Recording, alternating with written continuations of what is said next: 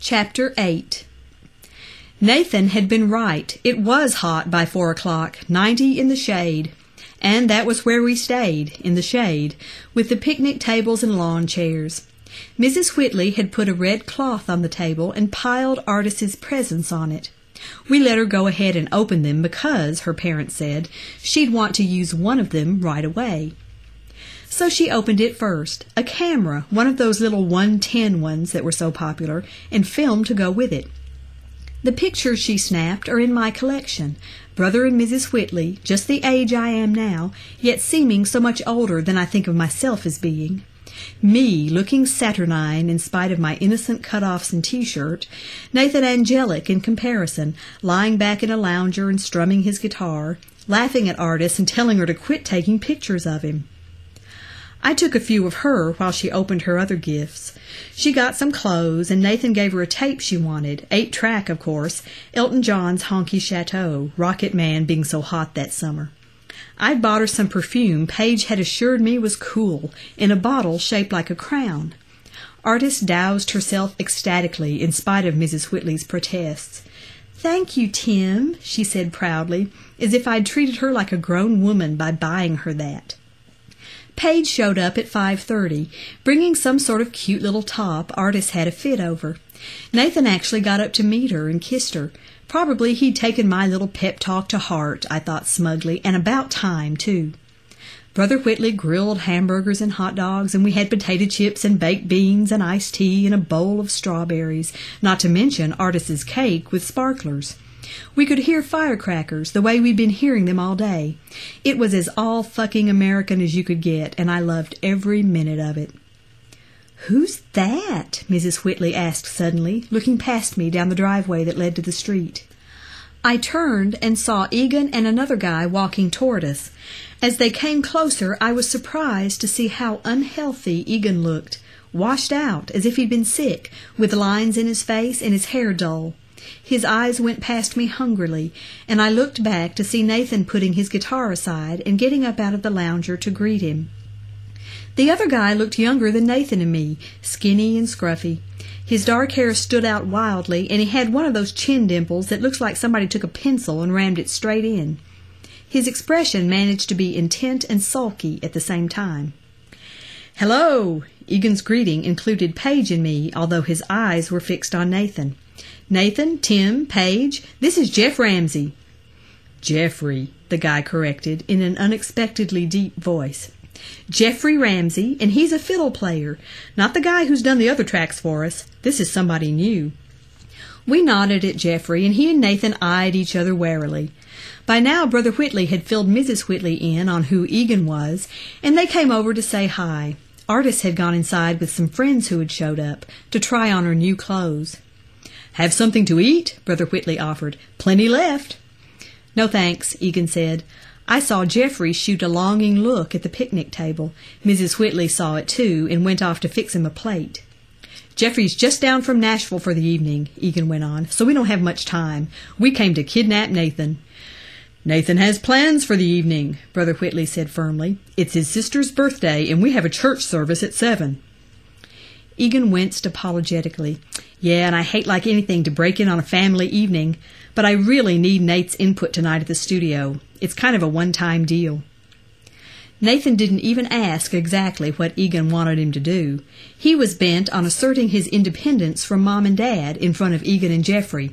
I couldn't blame him. "Sure, I'll come," he said, and went back to the lounger under the trees to get his guitar. Paige and I looked at each other. Brother Whitley's face turned red, and he strode back to Nathan. We all listened, Egan with particular interest and enjoyment, as Brother Whitley's voice rose and fell, although we couldn't hear what he said. But I could see Nathan's stony face as he looked back at his dad. The late afternoon sun hid his eyes, and their grayness was stony, too. He considered his apoplectic father for a few seconds, then walked past him toward us, carrying his guitar case. Brother Whitley gave up and stomped over to the grill to squirt water on the coals. Mrs. Whitley brought Jeffrey his plate of food. He actually said thank you, and retreated as quickly as possible because she could tell something was wrong and, as I knew by now, absolutely despised conflict. "I'll take my car, meet you there," Nathan said to Egan. "I'm coming too," I said. They all looked at me as if I were crazy. Egan's glance, especially, was like ice. But there was no way I'd let Nate go off to Riverhouse without me there to watch out for him. Hell, he'd saved me from the snake, hadn't he? "I'm your manager, remember?" I told Nathan. "You're not going anywhere without me." "You guys have a wonderful time," Paige said with fine irony, and walked off. I didn't know if she was mad because Nathan was abandoning her for the evening, or because we hadn't included her. "Come on, then," Nathan said. I followed him to the station wagon. Egan actually hesitated. I was fiercely glad I'd shaken him up, and a little scared that he was so upset about it. Then he started down the driveway to his Triumph. Jeffrey followed placidly, eating baked beans with a plastic fork. Nathan and I didn't talk on the way to Riverhouse. He was still in that remote kind of burn, while I wondered what Egan was up to that he didn't want me around. Of course it was uncool to push yourself into someone else's recording session, so maybe he was just pissed off about that. But I didn't think so. It was something more. For the first time, I started to wonder what might happen if the Riverman really was evil and knew I was onto him. If the rattlesnake had been any indication... "God help me," I said silently. "God help me." At Riverhouse, Nathan parked beside a beat-up truck, which must have been Jeffrey's. "You didn't have to come," he said. "Just never mind," I told him, and he looked at me sharply but didn't say anything else. As we waited on the steps for Egan and Jeffrey, I felt myself shaking. Upstairs in the studio, it wasn't so bad. Here Egan turned into his nicest self, fussing around and making sure we all had whatever we wanted to drink. He was even nice to me, and I tried to act as if I didn't suspect him of anything. Nathan and Jeffrey tuned their instruments, sitting apart with their backs to each other like a couple of cats. I knew Nathan didn't like the idea of this new kid getting any of Egan's time and attention. Threatened is the word that came along a few years later. If I hadn't been so upset about Egan, so caught up in the other scary dimension this thing had taken on, I'd probably have felt the same way. Maybe I'd have been a little more relaxed about it, deciding there was enough to go around. But then I didn't have my whole soul riding on it the way Nathan felt he did. "Jeffrey sings, too," Egan told us. "You'll have to hear some of his stuff." "Great," I said. Nathan glanced at Jeffrey and kept tuning. "But right now," Egan said, "I'd like to hear what he does with that last track you laid down, Nate, the one about all the things." I could tell Nathan didn't like that idea. His songs were his babies, and he didn't want a stranger messing with them. Ever since he'd gone head-to-head with Egan over that first fiddle track, Egan had never again tried to force someone else's improvisation on him, until now. He sat still and looked at the floor as Egan started the tape. Through the speakers we heard Nathan's soft voice, arching over the counter-melody he was picking. I thought then, and still think, that that was one of the best tracks he ever did, his voice more confident and sculpted with more artistry than I'd ever heard from him. This track had been laid down, of course, before all that weird stuff at last Saturday's gig, when he'd gotten so mad at me and then lost his voice. I wondered again, as I listened, how Egan could not be satisfied with Nathan's voice, with its unique double timbre, cool layered over warm. Even Jeffrey was listening carefully. "All right," he said when the song was over. Nathan's glance this time was less threatened. "Want to try it in the booth?" Egan asked Jeffrey. "Sure." And the kid played right along with the whole song. He got this amazing line going after hearing it only once, the little shit. Nathan's mouth actually fell open as he listened, any jealousy being washed away by sheer admiration. I looked at Egan. He was watching Nathan, not Jeffrey, watching him intently with that look I hated. The fear and frustration rose up in me, and with all the strength I could muster, I screamed at him in my brain, "In the name of Christ, you incredible fuck, leave him alone!" And Egan turned his head and looked at me as if he heard, and I saw pure green hate coming out of his eyes as Jeffrey drew his bow across the fiddle strings in a last long note. Then I wondered if I'd imagined the whole thing, because he turned back to Jeffrey and Nathan with complete affability. "Nathan, what'd you think?" he asked as Jeffrey came out of the booth. After a couple of beats, Nathan said, "I like it. It fits the song." Jeffrey nodded. "Nice to have a decent song to work with." Neither one of them had cracked a smile, but I could see the trust starting. And I couldn't help hoping that maybe Egan would leave it at that. Maybe he would just let this good stuff be. It seemed as if he would for a while. Jeffrey did another couple of takes on the song, and then Nathan, encouraged, brought out a new song even I hadn't heard. Jeffrey and Egan dug that one too, and Jeffrey did magic with it. "I'll take a day with you and Paige," Egan promised me, "so you guys can lay down your contributions." "Hey, it's fine." I was watching from the leather couch, turned so that I was looking over the back of it. I was content just to sit and listen and keep my mouth shut. Easy to do at that point. I was worn out from the long day which had started with the rattlesnake. As long as nothing bad was happening right then, I was happy. Soon Nathan was at his best again, live and glowing. He and Jeffrey worked in perfect accord now, with Egan encouraging them both and getting it down on tape. I'd stopped watching him whenever Nathan was doing anything. That way his hungry look couldn't bother me because I didn't see it. I should note here something I never thought about at the time. It's probably the basic reason why Nathan was more susceptible to Egan than I was.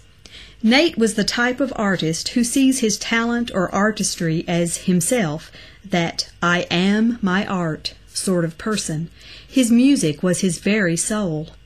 So when Egan lavished attention on his music, praising it, paying close attention to every detail, and asking for more, to Nathan that felt the same as being loved.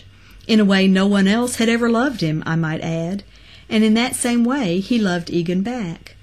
Which is necessary to know in order to understand the dynamic of what happened next. It started out innocently enough, with Egan asking Nathan to play Jeffrey a tune he'd brought out the week before. Egan hadn't gotten it on tape because Nate hadn't sung it formally for him in the booth. We'd all just been sitting around on the couch the way we were now. I thought Nathan had written this one about Paige, but I wasn't sure. As I said, he never explained any of his lyrics to me. Anyway, Nathan obligingly sang it, and Egan leaned one hip against the board and listened. "This is the one I told you about," he said to Jeffrey before Nate started. I could tell that pleased Nathan, that Egan had talked to Jeffrey about his songs. "I like it," Jeffrey said when he'd finished. "I like that one." "The deal is, Nate," Egan said, "that Jeffrey and I are talking about him making a demo, too. Thing is, he doesn't have any original material. He's more of an interpreter." I'd already started to see where this was going, as he said, "So I thought you might let him have that song to do, maybe a few others."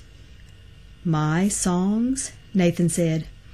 Egan laughed. "You've got plenty, Guy. You don't need 'em all. I thought maybe that one and the one you did the other day about—" Wait, Nathan said, and laid his guitar aside so he could stand up. "I don't want anybody else doing my songs." "Excuse me?" Egan said. "I can't. I didn't write them for anybody else, especially that one." Nathan turned to Jeffrey, like Jeffrey was the one instigating all this. "No," he said. "Sorry. I don't have any songs for you." "Fine." Jeffrey shrugged, caught in the middle. I felt sorry for him. "Nathan," Egan said firmly, "it doesn't work that way, man. You don't hoard stuff. You get your songs out there any way you can." Nathan had paced away from the couch, his back to us. I could see his shoulders rising and falling because he was breathing hard. "I've gone out on a limb for you," Egan told him. "I've worked with you, taken care of you. We've got miles of tape over here already. Somebody's paying for that, and it's not you. Not yet." If Nathan had turned around at that moment and seen Egan, the whole thing might have ended right there. Egan's face was strained with fury, although he held his voice level. Even Jeffrey looked awed, but Nathan kept his back turned, his head bent. "You don't bring out songs and then take them back. I'm the one responsible for your being able to bring them out in the first place. Your songs are on these tapes, and these tapes are mine. That means, at best, that we own them, not just you anymore. You need to understand that." The one he just played isn't on tape, I could have said, but there was no way I would have rocked that boat any harder than it was already rocking. Not with what I thought I knew about Egan. All I could do was talk to Nathan in my head. Come on, Nate. Walk out. Just walk out. Like you did that day he tried to pass off that first fiddle arrangement on you. You don't need to take this shit from him. But hey, Egan told Nathan's bowed head, and his voice turned suddenly quiet, almost gentle. I won't try to force you. We'll figure something else out for Jeff here. Jeffrey said, but his voice was nearly inaudible. I just hoped you guys could work something out, that's all. I didn't think you'd feel this way about it. Egan hitched himself away from the board, ready to go on back to work, as disappointed as he was. At last Nathan turned to face him. He looked horrible, his face white and strained, both eyes looking punched in, and his mouth twisted, almost as if he were about to cry. Look, he said, and his voice shook, just not that one, okay? I'll write some songs for him, if that's what you want. Never mind, Nate, it's fine. No, I will. I've got some I haven't finished yet, some ideas. Hey, man, Jeffrey told him, don't do me any favors, okay? I didn't mean that. But I've got some stuff I wasn't sure what to do with, and maybe... Nathan kept swallowing as he talked, trying to force himself back to normal. Maybe it might work into something you could use, he said, with something closer to his usual dignity. Really? Egan said. Yeah, chord progressions and... How about lyrics? Some, just some ideas. Egan considered this, his eyes bright. I'll set up a couple mics out here then, and you can start working. Come on, I said. It's almost 11 o'clock. He's worn out. No, I'm okay, Nathan told me. Egan, whisking around with cables and mics, ignored me. Only Jeffrey gave me a wide-eyed look, as though wondering if I were the only one left with any sense. I ended up with a legal pad, jotting down words as they occurred to Nathan, while he cobbled together 2 songs for Jeffrey over the next hour and a half. He worked feverishly from some reserve of energy he dragged up from somewhere. I couldn't do much for him except to write down words and try to fit them into some kind of lyric pattern. Jeffrey helped, too, and coming up with fiddle parts that helped solidify Nathan's melodies and singing the finished parts enthusiastically, which encouraged Nate and helped him keep going. Jeffrey did have a nice voice, straightforward and true, down home without a trace of Nashville country. Between the 3 of us, we came up with 2 surprisingly good tunes, as I remember, since I never heard them again, and Jeffrey seemed happy. At least he said he was. Egan was ecstatic. He listened, made a few suggestions, but mostly stayed out of it. He had eyes only for Nathan the whole time, and Nathan just grew paler and tireder and drank bottle after bottle of Egan's water, which Egan brought him without being asked. But he didn't slow down, never flagged, and Egan's expression, watching Nathan's strained face, his sinewy fingers working the guitar strings, drawing out phrase after phrase, forcing the music from deep inside him. The look on Egan's face was terrible to see. At last, in a haze of exhaustion, we collapsed on the couch to listen to what we'd done. Nathan had played acoustic, and Jeffrey had sung and played fiddle. I thought the lyrics were too soft, without Nate's usual precise economy. But Jeffrey was satisfied. He'd worked almost as hard as Nathan. I admired the kid profusely at this point. Well, that is a nice piece of work, Egan said firmly, pleasantly. His smile included Jeffrey, but he was talking to Nathan, who could only gaze back at him tiredly. You did a good job, Egan told him, almost as if he were talking to a child. I've never watched anybody write a song before, not from the ground up like that. I noticed suddenly how healthy he looked at 1 o'clock in the morning. His hair gleamed in the light, and his tanned skin showed hardly any lines. His eyes sparkled pale green. His movements were quick and sure, almost excited. I remembered how tired, how ill he'd looked when he'd come to the parsonage earlier that evening.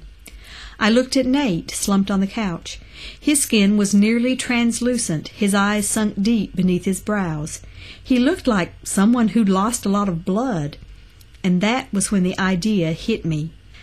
That in some way Egan was feeding off Nathan. sucking him dry of his music, his creativity, maybe even his spirit or his whole soul. Well, of course, I was overtired too, and Nathan wasn't great about taking care of himself, eating and sleeping and things like that, so it could be his own fault if he was washed out. But how to explain Egan? I didn't think he'd looked that good since I'd known him. Jeffrey looked a little weirded out himself. He got up to lay his fiddle in its case. "I gotta be going. Long drive back to Nashville." "Oh, sure." Egan leaped to escort him to the stairs, but Jeffrey said, "I'll wait and walk down with Nathan and Tim." "Come on, Nate," I said, and got up briskly. "Come on," I said, and stuck out my hand. That had worked before. But Nathan just stared at me helplessly, stuck in a body that couldn't move. "Well, we wore you out, didn't we?" Egan said genially. He grasped Nate by the shoulders and hauled him up. I wondered bitterly if he fed a little of that vitality back into Nathan, if he could spare it. At any rate, Nathan got downstairs with the rest of us, although I carried his guitar. Egan shepherded us through the darkened bar to the front door, full of compliments. "And we'll see you guys tomorrow night," was the last thing he said to me before the door closed.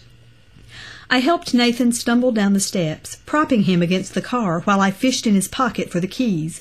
I didn't notice Jeffrey still behind me until I heard him say, "Man, that is one weird guy."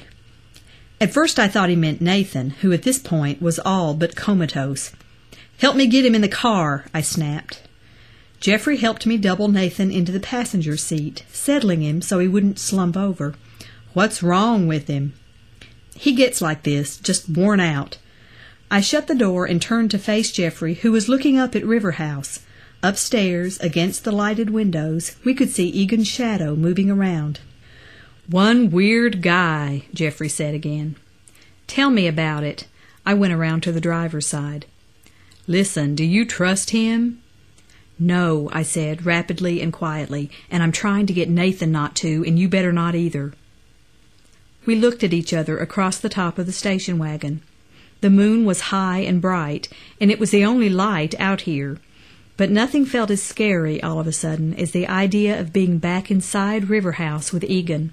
I was fervently glad to be away from him. "Thanks for the warning," Jeffrey said finally. "Good luck." "You too. Take it easy." We pulled away from River House at the same time, and he drove behind me on the dark road back into town. When I turned off the main road and headed for the parsonage, he blinked his lights for goodbye. The Whitleys had left the back step light on for us. I pulled in, got out, went around to Nathan's side, and yanked open the door. Nathan just sat, his eyes dull, staring at the dashboard. His mouth hung open a little, and I started to get scared. How would I get him inside? There'd be hell to pay if I had to call his dad. Brother Whitley would think we'd been at Egan's shooting heroin or something, and I couldn't just leave him out here. "Nathan," I said. No response. I tried to think how he'd coped other times. Well, Paige had been around, kissing him, hugging him, holding his hands. I'd taken his hand to haul him up a couple times, and Egan tonight, holding onto his shoulders. So was that it? Contact with a healthy person would put life back in? I had never been much of a hugger, but I was desperate. I leaned into the car and put my arms around his shoulders. "Come on, Nate." I pressed the side of my head against the side of his and tugged at him a little. "Come on, you're home and you did great, and now it's time to go on inside. Come on, let's go." I felt him stir and take a deep breath. "Okay," he said. Before I pulled back, I tried hard to will some of my energy into him, one last blast. And slowly, one movement at a time, Nathan was able to turn sideways and put his feet out of the car. By the time he pulled himself upright, holding onto both my hands, I felt as tired as if I'd dragged him bodily all the way from Egan's. I kept my arm around him so he could lean on me. "Come on, come on," I kept coaxing, probably sounding like I was calling a dog. "I'm okay," he said. "Yeah, I know, you're doing great. Come on." We got up the steps and I unlocked the door. We'd made it to the hallway when Brother Whitley called sleepily from their bedroom. "Nathan, that you?" I gave Nathan a shake, and he said back, sounding almost normal, Yeah, we're in. Whew, I thought. We went up the stairs one at a time, me praying that Brother Whitley wouldn't hear our halting progress and come out to investigate. In his room, Nathan collapsed on his bed and shut his eyes. I took off his shoes and kept an eye on him for a few minutes. Soon he was breathing like somebody normally asleep, and I figured for the time being he would be okay. But there was no way I could relax.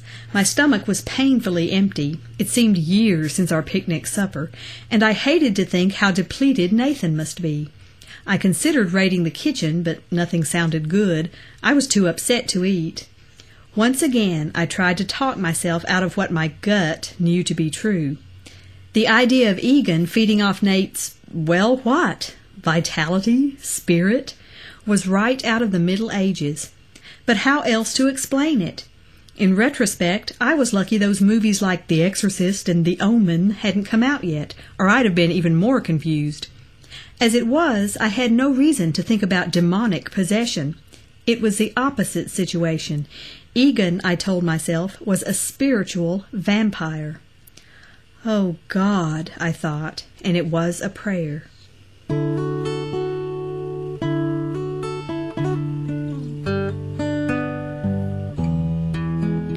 Won't you tell us what you mean? People known and places seen behind the screen of silent eyes. Put it into words, they say. Rhyme and verse, the only way to make it play, and so he tries. All the things he's ever known, tired wings and feathers blown, he sings the drone without the words. Melody from passion grown, song that strips him to the bone, but tunes alone are left unheard. Won't you say what's in your head? From the pens of poets dead, it's all been said 1,000 times. So he learned to look away, learned to let the music play, and learned to stay outside the rhymes. All the things he's ever heard, all the strings and calling birds won't bring the words well spoken. To keep from singing out the lie, he sits and struggles for the why until the sky cracks open. The words went away first for Nathan. He began to have more and more trouble expressing himself in that basic, normal human way. If there had been a civilization in which people communicated solely by playing music to each other, he'd have been right at home, and probably hailed as a great philosopher. But as it was, he could get words across only in an occasional outburst here and there, both when he talked and when he wrote lyrics. Maybe that was what he meant by the sky cracking open. He could only sit around and wait for another cloudburst of inspiration, catch it while he could, until the sky closed up again.